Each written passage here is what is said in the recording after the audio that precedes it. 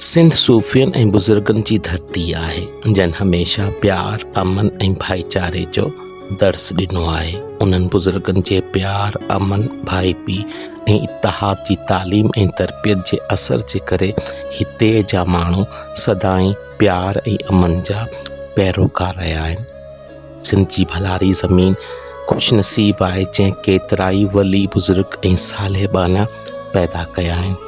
अल्लाह ताला जे अहिड़नि नेक बाननि मां मीर हाजी मोहम्मद हयात खान टालपुर पिणु हिकु हो। 13 अप्रैल 1937 ईस्वीअ ते डिगड़ी शहर में मीर हाजी फ़तेह खान जे घर में जनमु वठंदड़ हिन अज़ीम इंसान शुरूआती तालीम बि पंहिंजे ई अबाणे शहर डिगड़ीअ मां हासिल कई।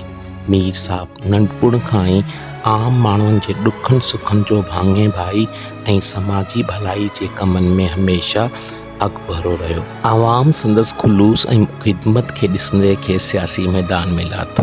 पाण 1985 ईस्वीअ 1988 ईस्वीअ 1990 ईस्वीअ 1993 ईस्वीअ 1997 ईस्वीअ ऐं 2008 ईस्वीअ में 6 भेरा सिंध सूबाई असेंबली जो मेंबर चूंडियो वियो।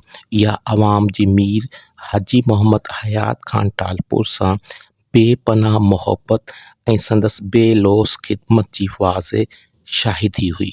सियासत मीर हाजी मोहम्मद हयात खान टालपुर लाइ इक़्तिदार न पर अल्लाह ताला जी मख़लूक़ जी ख़िदमत जो ज़रियो हुई। पाण जानी तोड़े माली क़ुर्बानियूं ॾेई ग़रीबनि जी वाहिर कंदा हुआ।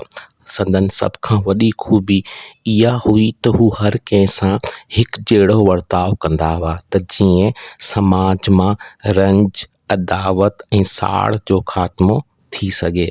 मीर हाजी मोहम्मद हयात खान टालपुर पंहिंजी अमली ज़िंदगीअ सां असांखे प्यार मोहब्बत सहब रवादारीअ ऐं सचाईअ जो दर्स ॾिनो। मीर हाजी मोहम्मद हयात खान टालपुर 7 सेप्टेम्बर 2020 ईस्वीअ ते हिन फ़ानी दुनिया मां लाॾाणो करे वियो।